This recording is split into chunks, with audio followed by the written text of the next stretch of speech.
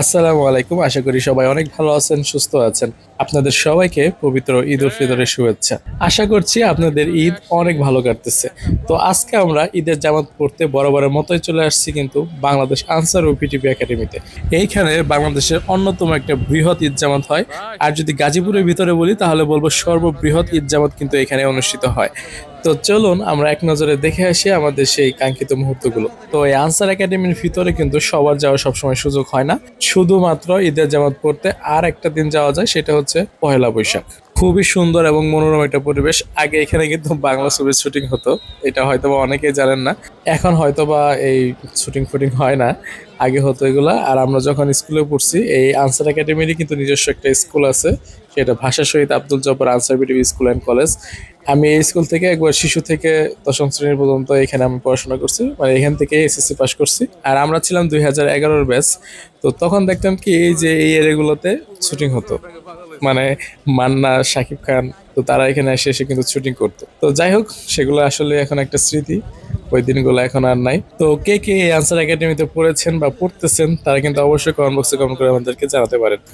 আর ওই যে দেখেন অবস্থা, এখানে পুকুরের পানিতে উজু করতেছে, কারণ হয়তো বা উজু করার যে জায়গাটা সেগুলো ফিল আপ হয়ে আছে অলরেডি। তো এদিক দিয়ে আমাদের কিন্তু নামাজের সময় চলে আসছে, প্রায় 7:30টার উপরে বাজে। আর আমরা যাচ্ছি হচ্ছে ইয়াদ আলী প্যারেড গ্রাউন্ড। এই গ্রাউন্ডে মূলত ঈদের জামাত অনুষ্ঠিত হয়, বিশাল বড় একটা এরিয়া। আর এখানে কিন্তু ঈদের জামাত সবসময় দুইটা অনুষ্ঠিত হয়, 7টা একটা 8টা একটা, কিন্তু এইবার প্রথম ঈদের জামাত একটাই দিছে, জাস্ট 8টার সময়। তো যেহেতু একটা জামাত, সেহেতু এখানে কিন্তু অনেক লোকজন হবে আশা করা যায় ইয়াদ আলী প্যারেড গ্রাউন্ডের ভিতরে। এই যে এখানে কিন্তু আবার যে আনসারদের যারা যারা বড় বড় অফিসার আছেন, তাদের আবার খাবারের ব্যবস্থা করা হয়, প্রতিবারই ব্যবস্থা করা হয়। মানে নামাজের পরে এখানে তারা প্রীতি ভোজের আয়োজন করে।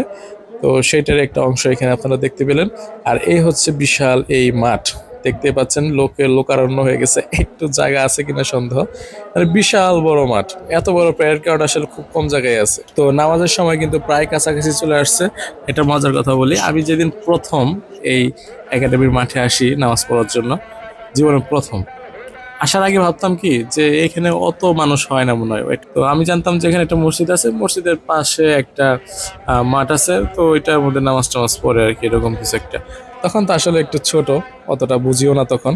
মানে এত বড় জামাত যে হয় সেটা আসলে আমি তখন কল্পনাও করিনি, মানে এত মানুষ একসাথে দেখবো এটা আসলে তখন কল্পনার বাইরে ছিল। তো যারা যারা গাজীপুরে আছেন, অন্তত এই কালিয়াকৈর থানার ভিতরে আছেন, তারা একবার হলো এসে এখানে একটা জামাত পড়ে দেখতে পারেন। আশা করি আপনাদের অনেক ভালো লাগবে।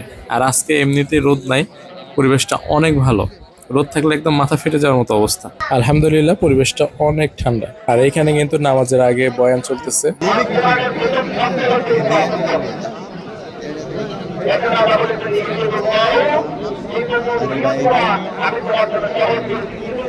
তো আপনাদেরকে আরেকটা ইনফরমেশন দিয়ে রাখি, এই যে পর্দাটা দেখতে পাচ্ছেন, এইখানে কিন্তু মহিলাদের নামাজের সুব্যবস্থা আছে। পর্দার ভিতরে জায়গা শেষ হয়ে বাহিরেও কিন্তু তারা বসছেন নামাজ পড়ার জন্য। তো দেখতে দেখতে আমাদের জামাতের সময় কিন্তু চলে আসছে, ইমাম সাহেব নামাজের নিয়মটা বলে দিচ্ছেন।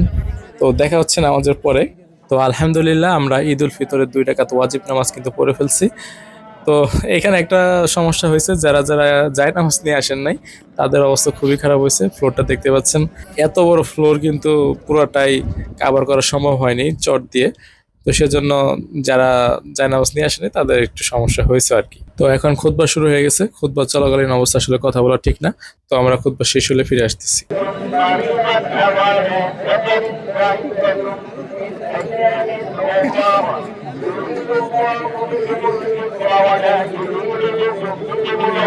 তো আলহামদুলিল্লাহ খুতবা শেষ, মোনাজাত শেষ। তো এখন হচ্ছে খোলাখুলির সময়। তো এখন সবার সাথে সবার ঈদের আনন্দটা ভাগ করে নেওয়ার পালা। তো এখন জামাত শেষ, নামাজ শেষ, সবই শেষ। এখন এখান থেকে বের হওয়ার পালা, কারণ এখনই বাসি ফু দেওয়া শুরু হয়ে গেছে। সবাইকে বের করে দেওয়া হবে, কারণ নিরাপত্তার খাতিরে এখানে এখন আর থাকা যাবে না। তো চলেন বের হয়ে যায়, কারণ এখনই অতিথিরা চলে আসবে তাদের খাবার খাওয়ার জন্য। তাদের জন্য কিন্তু লাল কালিচের ব্যবস্থা করা হয়েছে। তো আপনি আপনার এলাকায় কিরকম ঈদ কাটালেন সেটা কিন্তু অবশ্যই আমাদেরকে কমেন্টে জানাতে পারেন। আপনার সেরা মুহূর্তটা কিন্তু আপনাদের সাথে শেয়ার করতে পারেন। তো আসার সময় যেরকম ভিড় ছিল, যাওয়ার সময় ওরকম ভিড়। আর এই যে মূর্তিগুলো দেখতে পাচ্ছেন, এখানে কিন্তু কিছু একটা ঘটেছিল সেই 5ই আগস্ট। তো অবশেষে অনেক ধাক্কাধাক্কির পর কিন্তু আমরা বের হয়ে আসলাম সেই আমাদের আনসার একাডেমি থেকে। তো তো এখন সবাই যার যার মতো বাসায় চলে যাবে। তো আমরা যারা যারা আসছিলাম সবাই একসাথে হয়ে আমরাও কিন্তু বাসার উদ্দেশ্যে রওনা করব। তো তার আগে এখানে দেখতে পাচ্ছেন যে অনেক ধরনের মানুষ কিন্তু এখানে উপস্থিত হয়েছে, বিশেষ করে যারা গরিব দুঃখী বা দুস্থ মানুষ তারা কিন্তু অনেক, প্রায় 200-300 মানুষ হবে এখানে। তো আপনার এলাকায় হয়তো এরকম অনেক মানুষ আছেন যে এই ঈদের দিনটাতেও তাদের খাবারের সমস্যা হচ্ছে। তো আমাদের যার যেখানে যতটুকু সামর্থ্য আছে সেই সামর্থ্য অনুযায়ী তাদেরকে সাহায্য করার চেষ্টা করব। যেমন এইখানে এই যে লোকটা দেখতে পাচ্ছেন যে খেলনা নিয়ে আসছে, তার সাথে কিন্তু একটা অপ্রীতিকর ঘটনা ঘটে গেছে। তো আমি এখান থেকে একটা খেলনা নিব, তো নেওয়ার জন্য যাওয়ার পরে দেখি যে ওনার ওই খেলনাগুলা টাকা না দিয়ে অনেকে ছিঁড়ে ছিঁড়ে নিয়ে যাচ্ছে। তো এর জন্য উনি খুবই বিরক্ত ছিলেন। এই কাজটা ভাই যারা করছেন তাদের মোটেও এইসব কাজ করা ঠিক হয়নি। এক একটার দাম হচ্ছে মাত্র 50 টাকা করে। এই 50 টাকা বাঁচানোর জন্য এই ঈদের দিন আপনার এই পাপ কাজটা কেন করতে হবে? এই পাপ কাজটা করে এই বাচ্চা পোলাপানকে তো দিবেন এই জিনিসটা নিয়ে, টাকা বাঁচিয়ে পাপ করে এইটা বাচ্চাকে দিবেন, জিনিসটা কেমন দেখায় না? তারপর বেচারা কিন্তু এখান থেকে চলেই গেল। এরপর আমরা অন্য এক জায়গা থেকে একটা নিলাম 50 টাকা দিয়ে। তো যাই হোক, আমাদের সবাইকে সচেতন থাকতে হবে সব বিষয়েই। ভিডিওটা যদি আপনাদের কাছে ভালো লেগে থাকে তাহলে অবশ্যই লাইক কমেন্ট শেয়ার করে পাশে থাকবেন। তো সবাইকে আবারও ঈদের শুভেচ্ছা জানিয়ে বিদায় নিচ্ছি। ধন্যবাদ সবাইকে, সবাই ভালো থাকবেন, সুস্থ থাকবেন। আল্লাহ হাফেজ।